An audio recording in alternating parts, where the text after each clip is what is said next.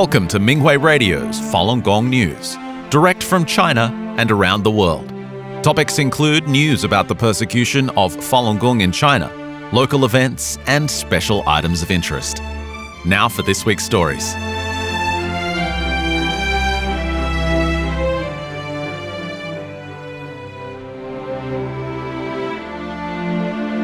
USA. World-renowned classical Chinese dance company Shenyun Performing Arts is returning to the David H. Koch Theater in Manhattan to present 18 performances between March 25th and April 12th. Nearly 70 elected officials issued proclamations or congratulatory letters wishing the company great success during this year's performances. Commendations for the company, based in upstate New York, have been received from U.S. congressional members, state-level legislators, and local officials. In their proclamations and congratulatory letters, officials praised Shenyun's accomplishments. In particular, they applauded the company's 20-year legacy and commended Shenyun's artistic director, D.F., as well as the artists, for their talent. Through profound, pure, and exquisite artistry, Shenyun's magnificent stage productions uphold traditional values, enrich community culture, and bring beauty and hope to audiences around the world. President pro tempore and Majority Leader of the New York State Senate, Andrea Stewart Cousins, recognized Shenyun Performing Arts as an organization worthy of highest respect and esteem. In her proclamation, she declared March 25, 2026, Shenyun Performing Arts Day. Australia, State Organs, a documentary about the crime of live organ harvesting sanctioned by the Chinese Communist Party, was screened at the Albany City Hall in Western Australia on March 15th. The viewing was co-hosted by City Councillor Thomas Brow and businessman Mark Hutchinson. Brow, an emergency physician, was elected to the Albany City Council in 2021. This was the first time he had seen the film. Before the event, he read the book Bloody Harvest, The Killing of Falun Gong for Their Organs, written by human rights lawyer David Mattis. After he saw the film, Dr. Brow wrote an article titled Guardrails, What Stops Doctors from Doing Evil is Not What Most People Think. It was published in Public Record, an independent Australian editorial project that covers institutions and public life. Dr. Brow explained that this kind of organ harvesting is illegal in Australia and that the country is actively working to close loopholes in relevant legislation and enforcement. He said that many people who have transplants may not be aware that they are the recipients of these organs, nor do they understand that a chain of killing was involved. One way to address this issue is by exposing the crime. Ireland. St. Patrick's Day is celebrated throughout the country with parades and festivals. The city of Galway held its annual parade on March 17th.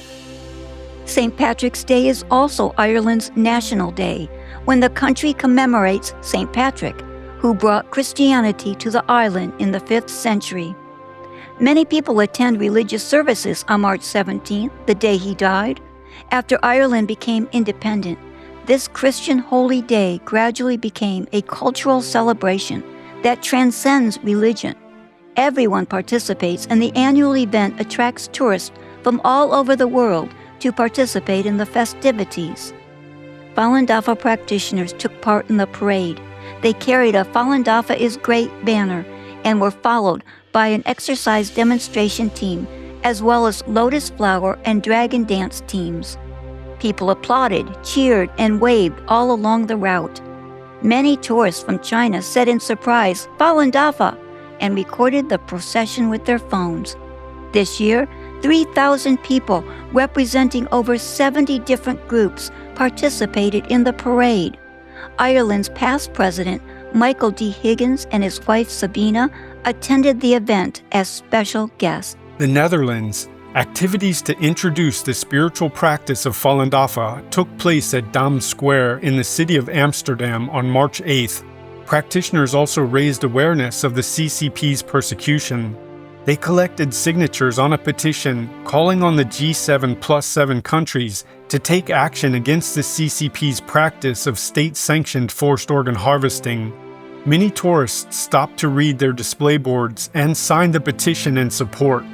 Mr. Shah from India read the display boards carefully and signed the petition. He said that the Chinese government should support the spread of Falun Dafa instead of persecuting it. He also said that he thought that large companies should consider leaving China to exert pressure on the CCP and avoid supporting this persecution. France. A wellness fair took place in the southern France community of Agde City on March 7th and 8th. Falun Dafa was among the more than 60 groups represented. Practitioners demonstrated the 5 exercises twice at the event. A narrator explained the movements and introduced Falun Dafa's principles so the audience could better understand the many benefits of the practice. People said they enjoyed watching the exercise demonstration, and many expressed an interest in going to the local Falun Dafa exercise sites. Agde Mayor Sebastian Frey took part in the ribbon-cutting ceremony as the event got underway. He said if everyone could abide by the principles of truthfulness, compassion, and forbearance, the world would be a better place. Attendee Asen Pald shared, "I am here to find a way to stay healthy. After watching practitioners do the 5 exercises, I felt a strong energy. I've seen the movements of other Qigong practices on the internet. Falun Dafa is different." The practitioners handed out Falun Dafa informational flyers to the visitors and explained why the practice is currently being persecuted in China. Many people signed the petition demanding that the Communist Party end the persecution. New Zealand. Practitioners held a rally in the city of Auckland on March 26th to introduce Falun Dafa and to raise awareness of the CCP's persecution of the practice. The Tianguo marching band performed and a large group of practitioners demonstrated the exercises at the event. Tourists, shoppers, and other passers-by paused to watch, read display boards, and took photos. Event attendee Maria said, "I really enjoy this. I practice 3 times a week, and a practitioner from Argentina provides me with one-on-one guidance." She said she's done the exercises for 6 months and had already experienced positive changes. Maria explained, "I used to suffer from arthritis and couldn't do many movements, but now I can squat with ease, and I am much more flexible. I feel incredibly calm, a tranquility I never experienced before. My mobility improved significantly." She also noted that within Maori culture, this state can be understood as allowing one's life energy to return to its center. She was moved to see there were old and young, Chinese and Western practitioners doing the exercises and said that she felt the energy field. USA. Milford, Pennsylvania held a St. Patrick's Day parade on March 21st this year. Falun Dafa brought an Asian touch to the Irish festivities with practitioners' dragon and fairy dances, along with their Chinese waist drum performance and Falun Dafa exercise demonstration. The weather was sunny and the town was filled with laughter and excitement as crowds gathered for the parade. Thousands of people attended the annual event. A local engineer named Greg Silafu indicated that he admired practitioners.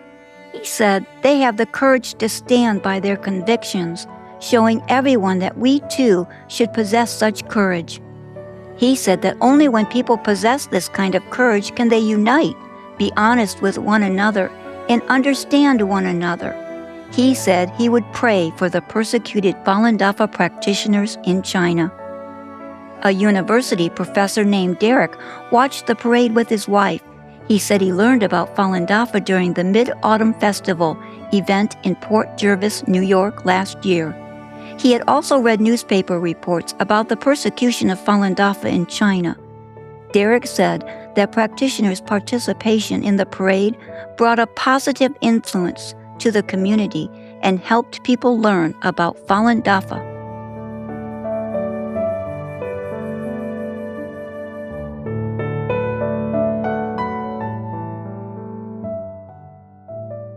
The The following are selected cases of persecution of Falun Gong practitioners in China. A 74-year-old farmer in Henan province died on February 10, 2025, after enduring years of persecution for his faith in Falun Gong. Mr. Lu Shunmin credited Falun Gong for freeing him from the suffering of a slipped disc, stomach issues, and arthritis. After the communist regime began the persecution, he held firm to his faith and was jailed for a total of 17 years. During each detention, he was subjected to various forms of torture, including electric shocks, savage beatings, and burning with cigarettes. Mr. Lu was arrested in 2002 and sentenced to 8 years. He was arrested again in 2011 and given another 4 years. His wife died while he was jailed. After another arrest in 2016, Mr. Lu was sentenced to 5 years. After his release, he faced constant harassment by the police. In 2022, they arrested him again at home and held him for 15 days. After that, he was put on residential surveillance for 6 months. Mr. Lu had a stroke 2 days before the Lantern Festival and died that day. Ms. Xia Jishang, 75, who lives in Chongqing, was arrested in March for mailing a letter to a local police chief in 2022, urging him to not participate in the persecution of her faith, Falun Gong. She is currently held in a district detention center. Ms. Shaw's latest arrest was preceded by 2 back-to-back arrests, which also stemmed from her letter to the police chief. One morning in 2022, a woman who claimed to be from the property management office said Ms. Shaw's apartment unit was leaking water downstairs. As soon as Ms. Shaw opened the door, the women and 5 plainclothes officers barged in. The police told her that their data surveillance network caught her mailing the letter. Ms. Shaw's world was turned upside down when the communist regime started to persecute Falun Gong. Simply for upholding her faith, she was repeatedly arrested. She was sent to brainwashing centers multiple times over the years, where she was forced to watch on a daily basis videos that smeared Falun Gong. Miss Han Ying-jen was brutally tortured while serving 3 forced labor terms for her faith in Falun Gong. She had a stroke and was hospitalized multiple times. Ever since Miss Han, 74, moved to a new neighborhood in Shanghai around 2019, she has been subjected to around-the-clock surveillance. Miss Han's fellow residents were unaware that she was a Falun Gong practitioner, but due to the constant surveillance, almost all of them now know that she's been targeted for her faith.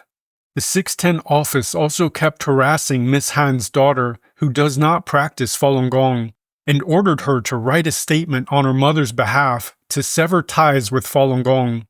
They promised to stop the surveillance as soon as they received the statement. Miss Han's daughter, who had quit her job to care for her mother full-time, refused to comply and condemned the 610 office for monitoring someone who'd had a stroke and couldn't even go out by herself. A 67-year-old Manchu man in Heilongjiang province was sentenced to over 4 years in late December for his faith in Falun Gong. Mr. Na Zabo was arrested after being reported for distributing Falun Gong materials.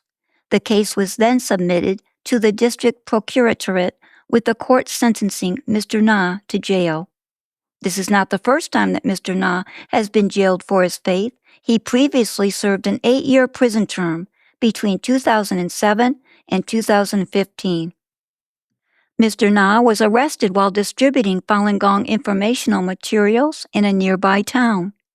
In prison, he was subjected to brutal torture. One day, a deputy warden spotted Mr. Na wearing street clothes instead of the inmate's uniform. He ripped off his clothes and struck him with a club. He also verbally abused Mr. Na and instructed the guards to not allow him to eat in the cafeteria. After 8 years of abuse, Mr. Na lost almost all of his teeth.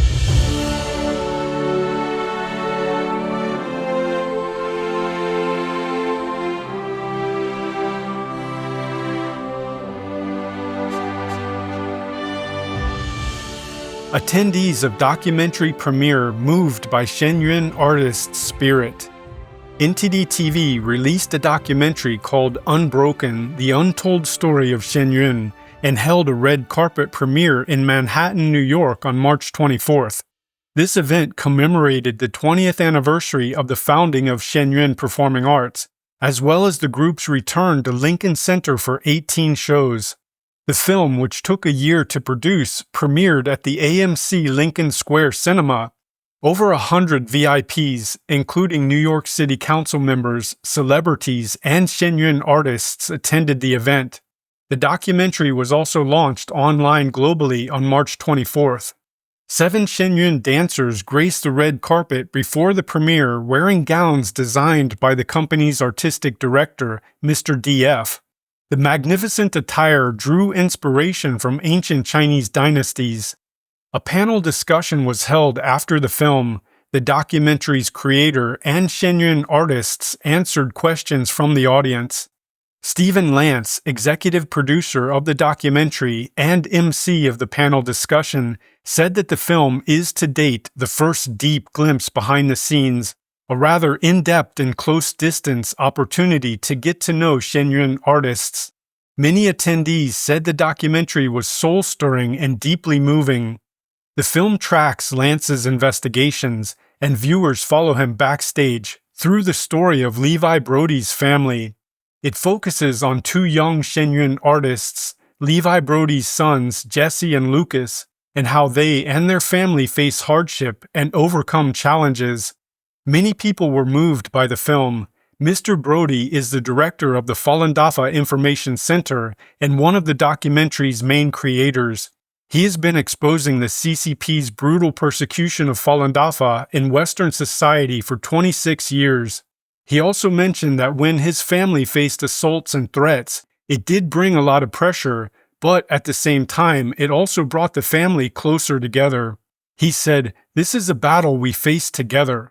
The film's director, Fiona Young, said, "For 2 decades, Shenyun Performing Arts spread the truth and traditional culture through outstanding arts. This is not just about dance and art. It also talks about the CCP's transnational repression. I hope the film sounds the alarm for all Americans who love freedom." One of the main creators of the film, Allison Chen, toured with Shenyun for many years. She said, "So many of the media reports are very one-sided. They make Shenyun appear like an extreme group using exaggerated language. This is not my experience when I was with Shenyun."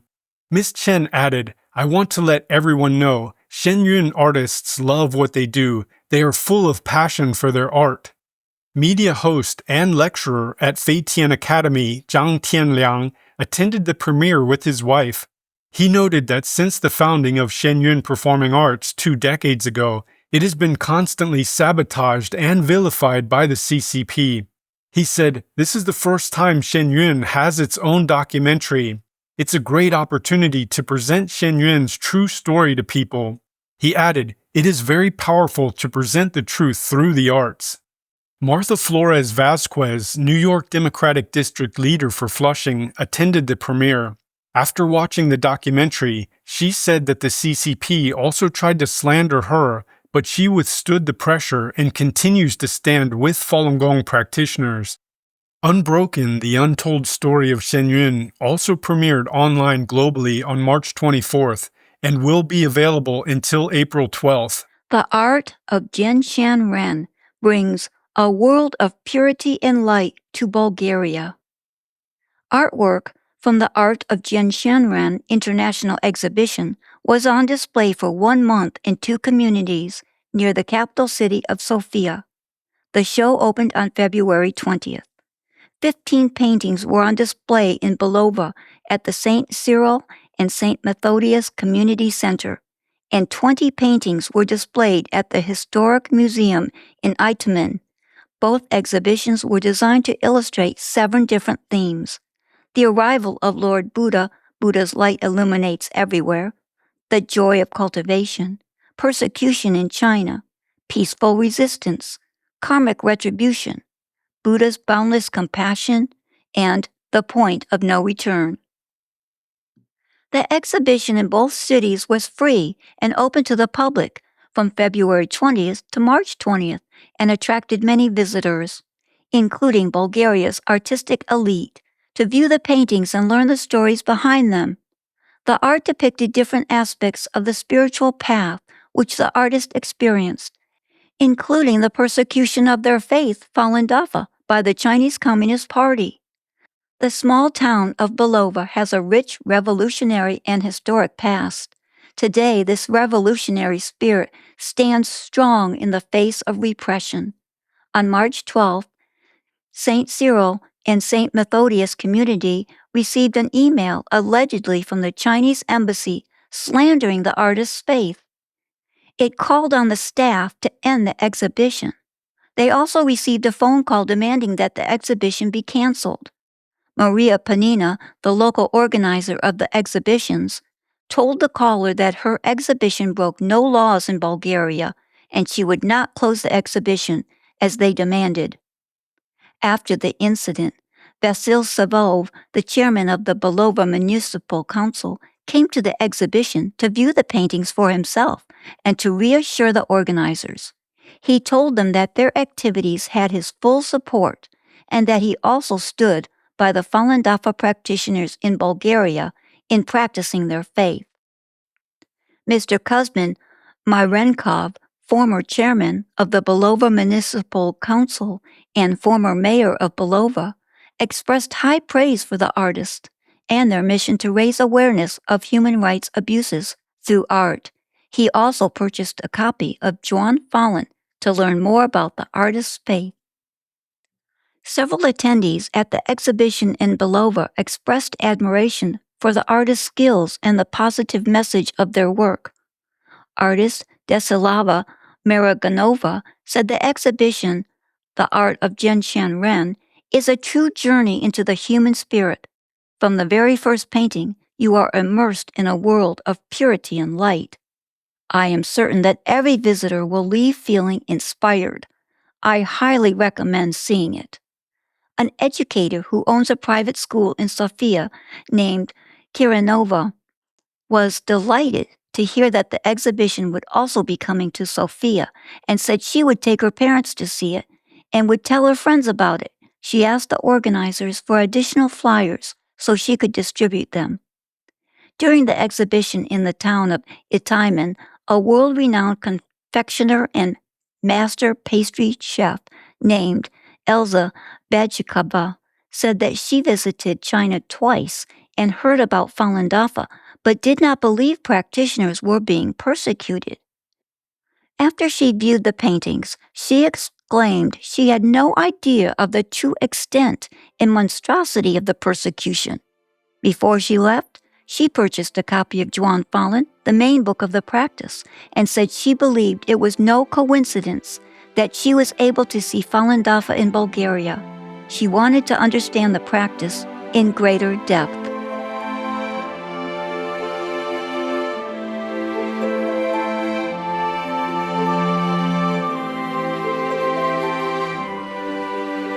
Thank you for listening to the Minghui Radio Podcast. For more information, including news about the persecution of Falun Gong practitioners in China and experience sharing stories by practitioners around the world, please visit our website at en.minghui.org.